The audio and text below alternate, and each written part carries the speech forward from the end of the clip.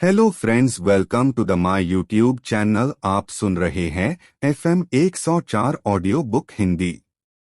Change your schedule, change your life Hindi.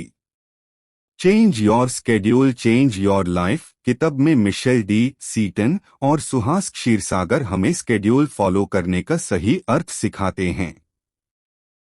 इस किताब से हम सीखेंगे कि अपने जीवन को कैसे बदलना है। लेखकों का मानना है कि स्केड्यूल का हमारे जीवन में बहुत महत्व है। हम अपने दैनिक कार्यक्रम में छोटे लेकिन इफेक्टिव चेंजेस करके अपने पूरे जीवन को बदल सकते हैं।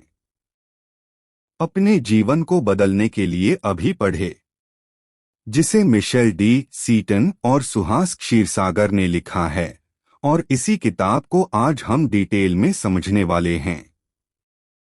इस किताब से हम अपने जीवन को बदलने के तरीके के बारे में जानेंगे। लेखक का मानना है कि स्केड्यूल का हमारे जीवन में बहुत अहम रोल होता है। हम अपने डेली स्केड्यूल में छोटे लेकिन प्रभावी बदलाव करके अपने पूरे जीवन को बदल सकते हैं। हम अक्सर अपने जीवन में प्रोडक्टिव बनने की चाहत में बहुत सी ऐसी चीजों को अपनी आदतों में शामिल कर लेते हैं जो हमें लंबे समय के लिए नुकसान पहुंचा सकती है, जैसे कैलोरी कम करने के लिए खाना छोड़ना या प्रोडक्टिविटी को ज्यादा करने के लिए देर रात तक काम करना और फिर हफ्ते के आखिर में सही से सोने की कोशिश करना, और भी इसी तरह की कुछ आदतें। इसी तरह कई बुरी आदतें हमारी जेनेटिक प्रीडिस्पोजिशन को रोकती हैं और हमें काफी हद तक नुकसान पहुंचाती है। इन बुरी आदतों से निपटने में हमारे स्केड्यूल में किए गए छोटे बदलाव हमारी मदद कर सकते हैं, और ये छोटे बदलाव हमारे शरीर की थकान, वजन, नींद, तनाव और बहुत चीजों को आसानी से ठीक कर सकते हैं। क्रोनोलॉजी पर अपने रिसर्च के साथ पुराने ज्ञान को मिलाते हुए लेखक ने step by step 30 days plan को किताब में शामिल किया है, जिसकी मदद से हम अपने जीवन को अच्छे में बदलने के लिए सही टाइम टेबल और अच्छे लक्ष्यों के साथ काम कर सकते हैं। किताब की मदद से हम अपने स्केड्यूल को कस्टमाइज्ड करना सीखेंगे और इसी तरह आखिर में हम अपने पूरे जीवन को बदल सकते हैं। किताब को अच्छे से समझने के लिए हम इस किताब को 5 अध्यायों में डिस्कस करने जा रहे हैं। अध्याय 1, इंटरनल क्लॉक का इस्तेमाल कैसे कर सकते हैं। डाइट लेने की आदत होती है, लेकिन यह ठीक नहीं होता है क्योंकि इससे डाइजेस्टिव सिस्टम खराब हो जाता है। रात का खाना आपकी भूख से लगभग आधा होना चाहिए, लेकिन अगर आपको देर रात को भूख लगती है तो रात को ज्यादा भूख लगने की चिंता न करें। दोपहर की हैवी डाइट आपको दोपहर के दौरान एनर्जी देगी और दोपहर में एक नाश्ता करने को जरूरी बना देगी, जिससे आप एनर्जी के साथ काम कर पाएंगे और अपने डाइजेस्टिव सिस्टम को भी ठीक रख सकेंगे। सुबह सबसे पहले वर्कआउट करें। ज्यादातर लोगों को उतना वर्कआउट नहीं करना पड़ता जितना वे सोचते हैं। दिन में वर्कआउट करने में 1 घंटा बिताने से आपके लिए उतना काम नहीं होगा जितना कि आप उठते ही 20 से 30 मिनट की एक्टिविटी में करते हैं। सुबह का वर्कआउट आपकी नींद, आपके वजन और आपके ब्लड प्रेशर को प्रभावित करता है। यह तनाव को भी दूर करता है। आप अपने सुबह के वर्कआउट से और भी ज्यादा फायदे हासिल कर सकते हैं अगर आप अपना वर्कआउट कम से कम कुछ बाहर जाकर करते हैं, जहां आपका दिमाग नेचुरल लाइट का फायदा ले सकता है और आपके शरीर की नेचुरल रिदम को मजबूत कर सकता है। इसलिए रोज सुबह की शुरुआत वर्कआउट करने से करें और हो सके तो अपना वर्कआउट बाहर जाकर करें। जब आप बताए गए 3 काम करते हैं तो सिर्फ कुछ ही दिनों में आपको फायदे नजर आने लगेंगे। तो अगर आप अपने जीवन को बेहतर में बदलना चाहते हैं तो आज से ही इन छोटे बदलावों को करें और अपने जीवन को पूरी तरह से बदल दे। आपको अपनी बुरी आदतों की जगह इन अच्छी आदतों को अपनाना है और आप यकीनन अपने जीवन को अच्छे के लिए बदल सकते हैं। तो शुरुआत बस ये 3 काम लगातार 7 दिनों तक करने से करें और आपकी स्वास्थ्य बदल जाएगी। अध्याय 2, नींद एक जादुई दवाई की तरह कैसे काम करते हैं। हम सभी लोग अपने रोज के काम में इतने व्यस्त होते हैं कि हम अपनी नींद का ध्यान ही नहीं रखते हैं और हमेशा तनाव जैसी समस्या का सामना करते हैं। लेकिन जैसा कि हमने पिछले अध्याय में जाना कि नींद हमारे लिए कितनी जरूरी होती है, इसी बात को ध्यान में रखते हुए हमें अपनी नींद के लिए जरूरी कदम उठाने चाहिए। फोकस के साथ पूरा कर सकते हैं। आसान शब्दों में कहे तो यह शरीर और मन में शांत रहने का समय है ताकि नींद धीरे धीरे आ सके। खाने का समय और नींद। खाने का समय आपकी सोने की क्षमता पर बहुत बड़ा प्रभाव डाल सकता है। रात को हैवी खाना खाने या देर रात में स्नैक्स खाना आपके शरीर के आराम करने के प्रोसेस में रुकावट डाल देता है। रात का खाना हैवी होने की वजह से पचाने में मुश्किल हो सकता है और आपको इससे घबराहट महसूस हो सकती है। असल में आपका शरीर रात में खाने को पचा नहीं पाता है, क्योंकि अंधेरे के बाद हमारा डाइजेस्टिव प्रोसेस धीमा हो जाता है। इसलिए आप जो भी खाना खाते हैं वह आपकी आंतों में रह जाता है और आपको गैस, कब्ज, सीने में जलन और पेट में दर्द जैसी परेशानियां हो सकती है, जिससे आप आराम नहीं कर पाते हैं। और इससे भी बुरी बात यह है कि देर रात को खाने से आपका शरीर बलगम पैदा कर सकता है या शरीर के किसी एक भाग में खून को जमा सकता है। इसलिए इस बात का ध्यान रखें कि आप रात को कितने बजे खाना खाते हैं। शाम 6 बजे हल्का डिनर करना आपकी नींद के लिए बहुत अच्छा होगा। इसलिए रात को कम और समय पर खाएं ताकि आप खाने को अच्छे से पचा सके और अपनी नींद में आने वाली रुकावट को दूर कर सके। अगर आप रात का खाना 6 बजे तक कर लेते हैं तो उसके बाद 15 से 20 मिनट तक टहले और फिर 10 बजे तक सोने के लिए चले जाएं। इस तरह आप अपने पेट की समस्याओं को कम करने के साथ साथ अपनी नींद को बेहतर बना सकते हैं। अध्याय 3, हम स्वस्थ तब होते हैं जब हम सही समय पर सही चीज खाते हैं। जिस तरह अच्छी नींद को हासिल करने के लिए आपको कुछ बदलाव करने होते हैं, उसी तरह स्वस्थ होने के लिए आपको अपने खाने पीने के तरीके में भी कुछ जरूरी बदलाव करने होंगे। इन बदलावों के जरिए आप फिजिकली और मेंटली स्वस्थ बन सकते हैं। तो अगर बात खाने की जाए तो लोग काफी ऐसी चीजों को खाते हैं जो सिर्फ स्वाद के लिए अच्छी होती है, लेकिन स्वास्थ्य के लिए बहुत ही ज्यादा बुरी होती है। इसलिए आपको ध्यान रखना होगा कि आप क्या और कब खाते हैं। खाने के स्केड्यूल को बदलने के लिए लेखक ने कुछ सुझाव दिए हैं, जिनको अपनाकर आप एक हेल्थी लाइफस्टाइल को जीना शुरू कर सकते हैं। खाने का समय मायने रखता है।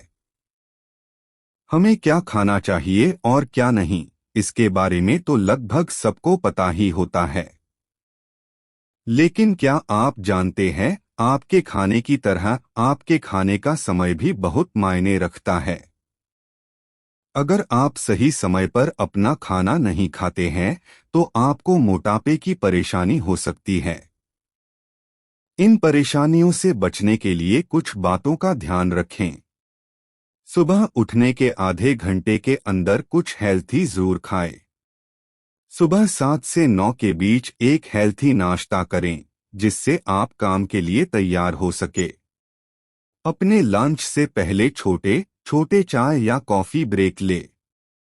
12 से 2 के बीच अपने पूरे दिन का सबसे हैवी खाना खाएं, जिससे आप अपने काम पर पूरे एनर्जी के साथ काम कर सकते हैं। 3-4 बजे तक कुछ हल्का खाएं। शाम 6 बजे अपने दिन का आखिरी खाना खाएं। खाना अपनी भूख से आधा ही खाए ताकि आपका पेट आपके खाने को पचा सके। हर हाल में 6 बजे तक खाना खा ले, क्योंकि खाने में देर करने से आपको पेट की समस्याएं हो सकती है।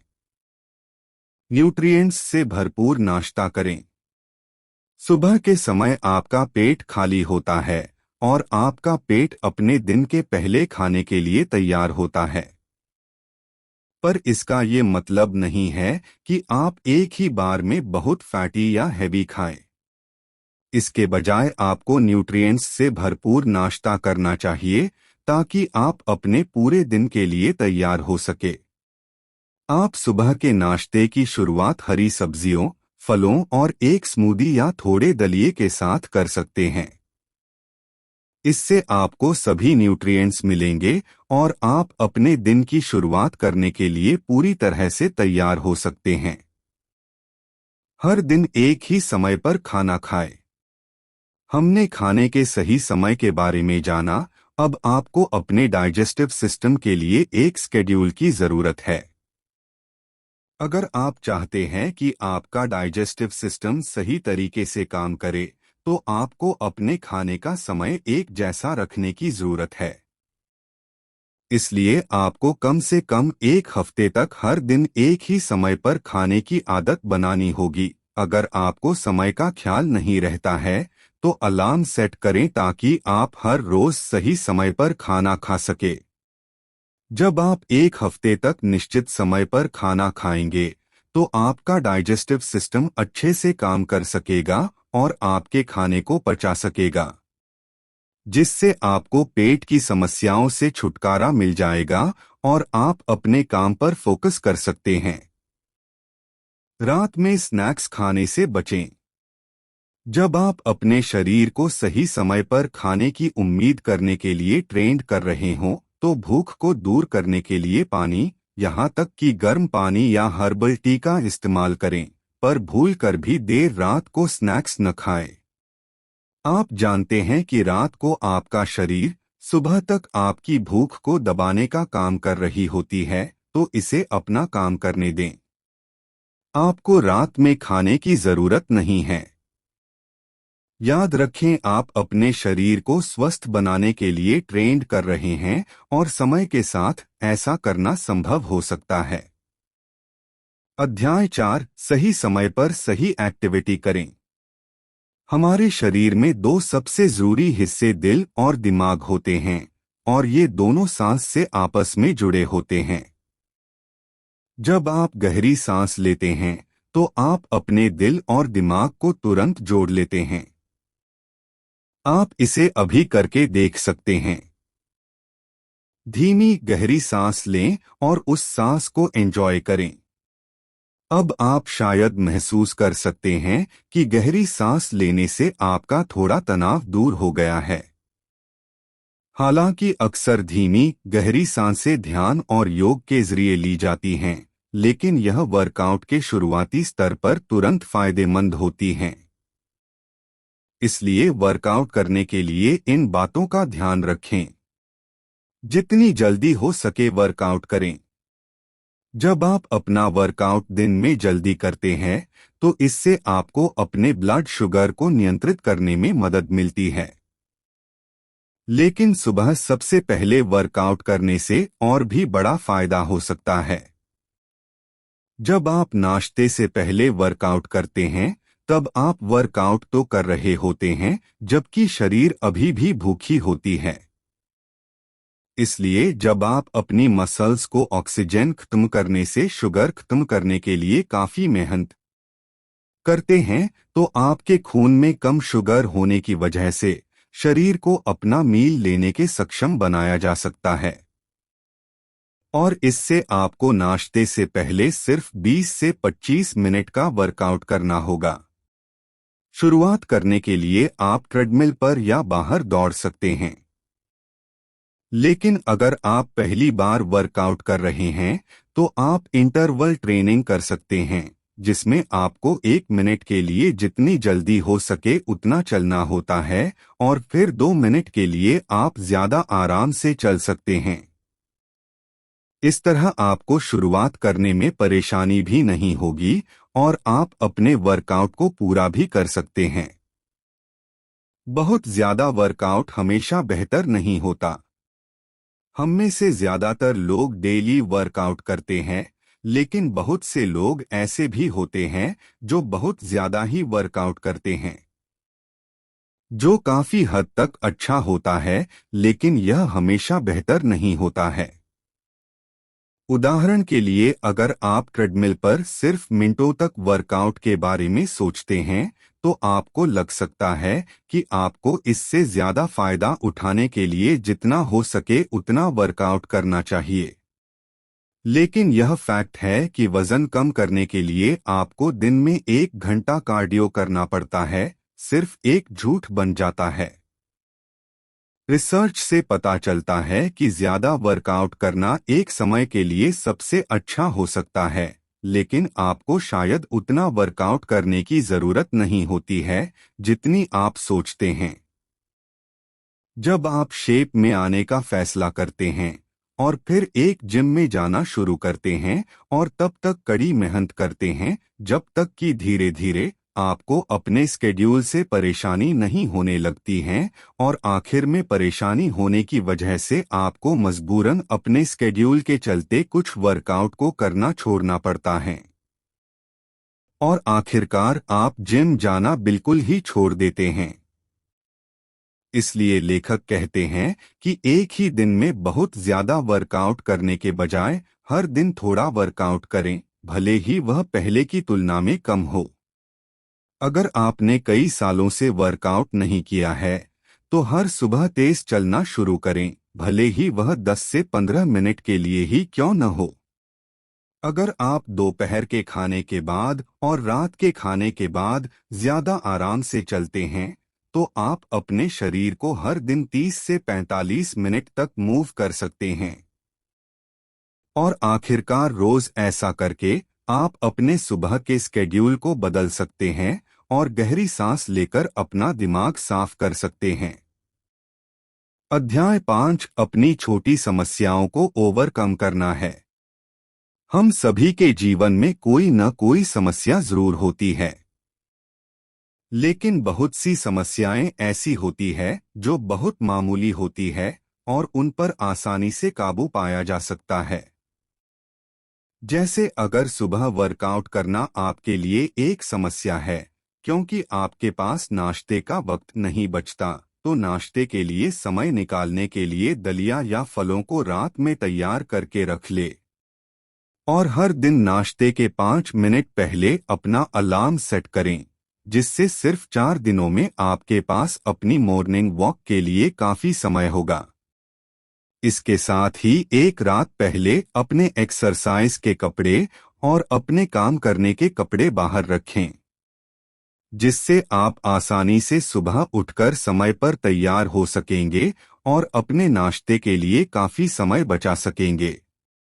अगर आपको लगातार हैवी लंच करना डराने वाला लगता है, तो काम पर ले जाने के लिए दोपहर का खाना पैक करें, और याद रखें कि अगर आप दोपहर में हैवी खाना खाते हैं, तो आपको रात के खाने में कम खाना बनाना होगा, जिससे आपका डर दूर हो जाएगा, क्योंकि अगर आप दिन में हैवी खाना खाते हैं तो रात को कम खाना खाकर आप अपना स्केड्यूल मैनेज कर सकते हैं।